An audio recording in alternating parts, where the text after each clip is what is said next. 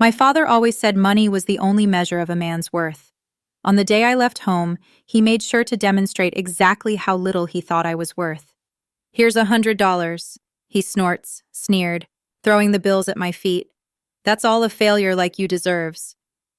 I was 22, fresh out of college with an engineering degree my parents hadn't bothered to attend the ceremony for. Standing in our expansive living room, my single suitcase packed with everything I owned, I watched the bills flutter to the marble floor like fallen leaves. The Harrison family fortune loomed around us. Crystal chandeliers, antique furniture, priceless art, all of it screaming old money and older pride. For generations, we'd been investment bankers, each son following his father into the prestigious halls of Harrison and Sons Investment Group, until me. "Engineering?" my father had spat when I declared my major. "Engineers are glorified mechanics. No son of mine will waste his life tinkering with machines." But I saw something they didn't. While they were counting their millions in traditional investments, I recognized that the future belonged to technology. The next great fortunes wouldn't be made in mahogany-paneled investment offices. They'd be built in garages and labs by people who understood how to merge innovation with opportunity. My mother stood by the grand staircase, martini in hand at barely noon. "James, darling, there's still time to fix this. Come back to the firm. Your father can smooth things over with the board." I looked at her, really looked at her, seeing the practiced smile that had never quite reached her eyes. Growing up, I'd watched her measure her worth by the size of her diamond rings, each one larger than the last, as if trying to fill some void that kept expanding. "No, Mother. I'm done trying to be what you want." My father's face turned that dangerous shade of red I'd grown up fearing. "Then get out. You're no longer a Harrison. The trust fund, the connections, the legacy, you're throwing it all away for some foolish dream." I bent down and picked up the $100. The bills were crisp, new. He probably had his assistant get them from the bank specifically for this moment of theatrical cruelty. "Keep the trust fund," I said, tucking the bills into my wallet. "I'll build something of my own." My father laughed, the sound echoing off the high ceilings. "You? Build something? You can barely dress yourself properly." He gestured at my simple button-down shirt and slacks, so different from his custom-tailored suit. "Without the Harrison name, you're nothing." Those words would echo in my mind for years to come, driving me through countless sleepless nights and impossible challenges. But in that moment, I just smiled. Watch me. I walked out of that mansion with $100, a suitcase, and an engineering degree they thought was worthless. My childhood home's enormous iron gates closed behind me with a final, dramatic clang. Standing on the sidewalk, I realized I had no car. It was in my father's name. No place to live. The apartment near college had been paid for by the trust fund, and exactly $100 to my name. But I had something they didn't understand. A vision of the future and the skills to build it. I walked to the bus station, bought a $40 ticket to Silicon Valley, and used another $10 on a burger and fries. Sitting in that greasy diner, watching buses come and go, I opened my notebook and wrote 3 promises to myself. I would never use the Harrison name for gain. I would build something that would change the world. When I returned, it would be on my own terms. $50 left. Not enough to rent a place. Barely enough to eat for a few days. But I had my laptop, my degree, and most importantly, an idea that had been forming in my mind throughout college. The world was rapidly moving toward renewable energy, but there was a critical problem no one had solved. Storage. Solar and wind power were becoming cheaper, but batteries remained inefficient and expensive. I had developed a theoretical design for a new type of energy storage system, one that could revolutionize the entire industry. The problem was building it would take millions in funding, years of research, and resources I didn't have. My professors had called the idea brilliant, but impractical. My father had called it delusional. I called it my future. As my bus pulled away from the station, I watched my hometown disappear into the darkness. I'd spent 22 years trying to be the son they wanted. Now it was time to become the man I was meant to be. Little did I know that this $100 journey was the beginning of a story that would reshape the entire energy industry. In 10 years, I would build a company worth billions, revolutionize how the world stored and used energy, and return home not as the prodigal son, but as someone they never imagined I could become. But first, I had to survive Silicon Valley with $50 and a dream that wouldn't die. Silicon Valley wasn't the gleaming tech paradise I'd imagined. My first night, I slept on a bench in a park in Palo Alto, using my laptop bag as a pillow and my jacket as a blanket. By morning, my $50 had become 30 after buying a cup of coffee and a bagel at a local cafe. But that cafe changed everything. "You're going to get robbed sleeping out there," the barista said, watching me try to stretch my coffee for hours while using their Wi-Fi. Her name was Maya, and instead of kicking me out, she offered me a deal. Help fix their constantly breaking espresso machine, and I could sleep in the storage room after hours. I fixed their machine in 20 minutes. The owner was so impressed, he offered me a part-time job doing maintenance work. Just like that, I had income and a place to sleep, even if that place was a room full of coffee beans and paper cups. During days, I worked at the cafe. During nights, I refined my energy storage designs using the cafe's Wi-Fi to research patents and technology trends. Maya sometimes bring me leftover pastries, peek at my complex diagrams, and ask questions that actually helped me clarify my thinking. "So basically, you're building a better battery?" she asked one night. "Not exactly," I explained, showing her my sketches. "Traditional batteries waste too much energy during storage and transfer. My design uses a new type of molecular structure that could store energy at almost 100% efficiency." She stared at the diagrams. "And why isn't anyone else doing this?" "Because it's theoretically impossible." I grinned. "But I think I found a way." 3 months of cafe work gave me enough savings to rent a tiny room in a shared house with 5 other tech dreamers. It wasn't much, but it had desks where I could work. I also started freelancing as a technical consultant, helping local startups with engineering problems. That's how I met David Chen. "Your solution for our power management issues saved us months of work," he said after I'd helped his startup fix a critical hardware problem. "What else are you working on?" I hesitated, then decided to take a chance. I showed him my energy storage designs. David was silent for a long time, staring at my detailed technical specifications. Finally, he looked up. "This could change everything, but you'll need serious funding to build a prototype." "I know." I didn't tell him about my family's wealth, about the trust fund I'd walked away from. "I'm working on it." David proved to be more than just another client. He introduced me to Dr. Sarah Wong, a leading researcher in molecular engineering at Stanford. She spent 6 hours grilling me about my designs, trying to find flaws in my theories. "It's ambitious," she finally said. "Maybe impossible. But if it works," she paused. "I have some connections at Berkeley's Energy Research Center. Would you be interested in using their lab facilities?" Would I be interested in accessing one of the world's top research facilities? "Yes," I managed to say calmly. "I would." For the next year, I worked 4 jobs: cafe maintenance in the mornings, freelance consulting during the day, research at Berkeley's labs in the evenings, and refining my designs late into the night. I lived on energy drinks and determination. Then came the breakthrough. It happened at 3 a.m. in the Berkeley lab. I'd been testing different molecular configurations for weeks, trying to find the perfect structure for energy storage. When the test results came back, I checked them 3 times because I couldn't believe what I was seeing. It worked. The prototype stored energy at 98.7% efficiency, nearly perfect energy transfer, something that was supposed to be impossible. Dr. Wong verified my results herself. "This isn't just a breakthrough," she said, staring at the data. "This is revolutionary." Within a week, I had meetings with 3 major venture capital firms. David helped me prepare my pitch, and Maya came over every night to help me practice, throwing tough questions at me until my answers were perfect. The first 2 VC firms said the same thing: brilliant, but too risky. The third meeting was different. "Your technology could revolutionize renewable energy storage," said Alexander Martinez, the lead partner at Quantum Ventures. But why should we trust a 23-year-old unknown? I met her eyes. Because I spent the last year proving impossible things are possible. Give me a chance to prove one more.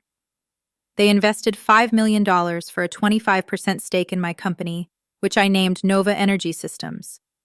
The name was a private joke, a new star rising from nothing. I moved the research to our own facility, hired a small team of brilliant engineers, and worked harder than ever. We faced countless technical challenges, numerous failures, and moments when it seemed everything would fall apart. But 2 years later, we did it. Our first commercial-scale energy storage system was ready for testing. When the results came in, they exceeded even our highest expectations. Our system could store and deliver energy with 99.1% efficiency, nearly 3 times better than the best existing technology. The energy industry exploded with interest. Solar and wind power suddenly became not just viable, but economically superior to fossil fuels. Every major power company wanted our technology. Nova Energy Systems went public 3 years after that first VC investment. The stock price doubled on the first day. By the end of the week, my stake in the company was worth over $100 million. I bought my first suit since leaving home, not from the expensive tailor my father used, but from a boutique that catered to tech executives. Maya, now our head of operations, helped me choose it. Planning to show off for someone? She asked with a knowing smile. No, I said, adjusting the perfectly fitted jacket. But I think it's time to pay a visit home. I hadn't spoken to my family in 5 years. Through business news and social media, I knew Harrison & Sons Investment Group was struggling. Traditional investment banking was dying, disrupted by financial technology and changing markets. They needed to adapt, to invest in new technologies, exactly what I had tried to tell them years ago. Now they were facing their biggest crisis yet, a hostile takeover attempt by a mysterious tech-focused investment firm. What they didn't know was that the firm, Digital Horizon Capital, was a subsidiary of Nova Energy Systems, my company. I booked a flight home, my $100 million net worth a far cry from the $100 I'd left with. But I wasn't going back to reconcile or to gloat. I was going back to buy the company that had declared me worthless. Maya caught me staring at my old family photo before I left. Are you sure about this? I tucked the photo away.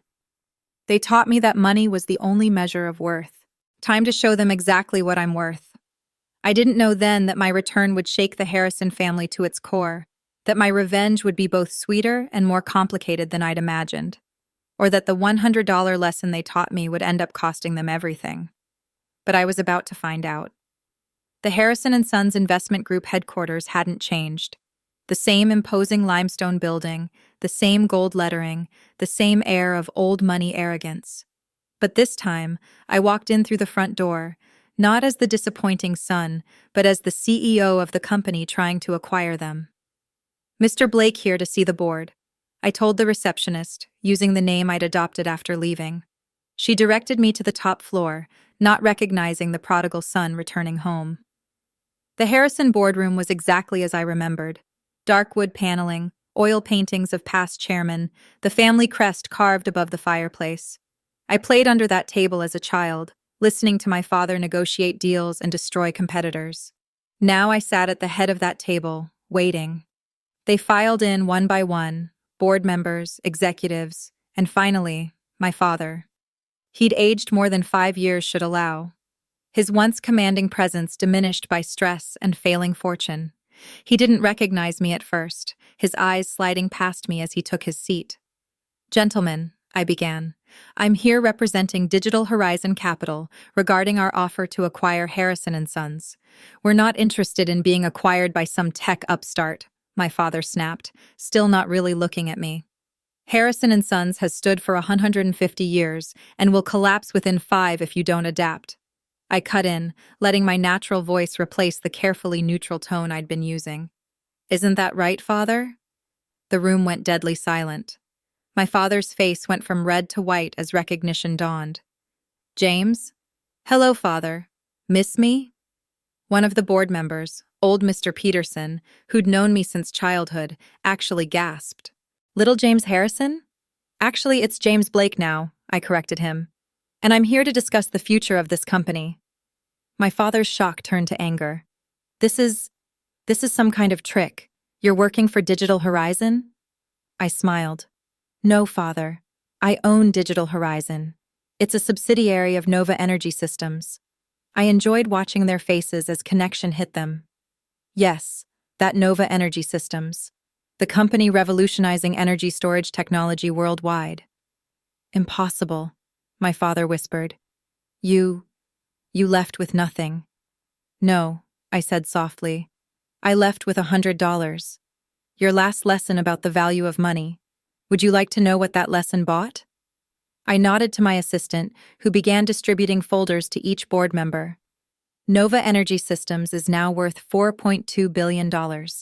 Digital Horizon Capital, which you somehow failed to investigate properly, is our investment arm. Over the past year, we've been quietly buying Harrison & Sons stock through various shells and subsidiaries. I opened my own folder. As of this morning, we own 45% of your shares. We also own the majority of your corporate debt, which, thanks to your recent difficulties, is substantial. The blood drained from my father's face as he realized the full scope of what I'd accomplished. The son he'd thrown away had returned to take everything. The offer is simple, I continued. Harrison & Sons will be absorbed into Digital Horizon. The family name will be retired. The board will be dissolved. I paused, looking directly at my father. And you will step down effective immediately. You can't do this, he sputtered. The family legacy is dying. I cut in sharply. Your investment strategies are outdated. Your technology is ancient, and your arrogance has blinded you to the changing world. I tried to tell you this 5 years ago, but you were too proud to listen. Mr. Peterson cleared his throat. James, surely we can discuss this. You're still a Harrison. No, I said firmly. You all made it very clear that I stopped being a Harrison the day I chose to build something new instead of clinging to something old. I'm not here for reconciliation. I'm here for business. I stood up, straightening my custom-made suit that cost more than that first $100 1,000 times over. You have 24 hours to accept the offer. If you refuse, Digital Horizon will call in all outstanding loans immediately. Harrison & Sons will not survive the week. My father found his voice again. You would destroy your own family's company? Everything we built? No, father. You destroyed it with your stubborn refusal to change. I'm offering you a chance to save what's left. The jobs, the clients, the legacy you claim to care about so much. Whether that legacy bears the Harrison name is no longer your choice. I walked to the door, then turned back one last time. Oh, and father, remember when you said money was the only measure of a man's worth? I smiled coldly.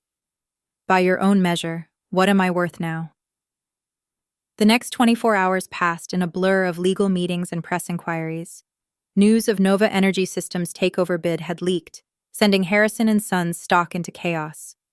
My father had tried to fight, of course, calling in old favors and trying to rally support. But I had anticipated everything. Every escape route was blocked. Every potential white knight was already aligned with us. Every financial lifeline was closed. The empire he'd spent his life protecting was now in my hands. They signed the papers the next day in the same room where he'd once thrown $100 at my feet. As the lawyers finalized the details, my father approached me. He looked old, beaten, but there was something else in his eyes. Something that might have been respect, or perhaps just resignation. You planned this, he said quietly. All of it. No, father. You planned it the moment you decided my dreams weren't worth respecting. I just built something better than you could imagine. He nodded slowly. And now? Will you destroy everything out of revenge? I looked at him for a long moment. No. I'm going to rebuild it into something that actually matters. Harrison & Sons will become part of a company that's helping to solve the world's energy crisis. Not just moving money from one account to another. The fact that it's no longer yours is just poetic justice. As I turned to leave, he called out one last time. James. That $100. I smiled. Best investment I ever made, father. It taught me exactly what I didn't want to become. The transition took 6 months. I restructured the company completely, modernizing its operations and redirecting its resources towards sustainable energy investments. Most of the employees kept their jobs. After all, this wasn't about punishing them for my father's sins. My father retired to our old family estate, his pride more wounded than his wallet. I'd ensured he kept enough money to live comfortably. My mother tried to reach out several times, always with hints about reconciliation, but I kept my distance. Some bridges, once burned, should stay ashes. A year later, I stood in my office at Nova Energy Systems headquarters, looking out over Silicon Valley. Mayan brought in a small package that had arrived from my father. Inside was $100, the same bills he'd thrown at me 5 years ago. I'd left them on his desk after the takeover signing. With them was a note. "You were worth more than I knew." I took the bills to the cafe where my journey had started. The same barista who'd once given me shelter was now a senior executive in my company, but the cafe still made the best coffee in Palo Alto. I left the $100 as a tip. Some might call it petty, using my success to take over my father's company, but I didn't do it for revenge. I did it because sometimes the only way to fix a broken legacy is to tear it down and build something better in its place. They say money can't buy happiness, but $100 taught me something more valuable. The true worth of a person isn't in their bank account or their family name. It's in what they choose to build with what they have. I built an empire, and I did it not because of the Harrison name, but in spite of it. The $100 I left with bought me something priceless: the freedom to become who I was meant to be. The millions I returned with, they just proved I was right all along. And that's worth more than any family fortune.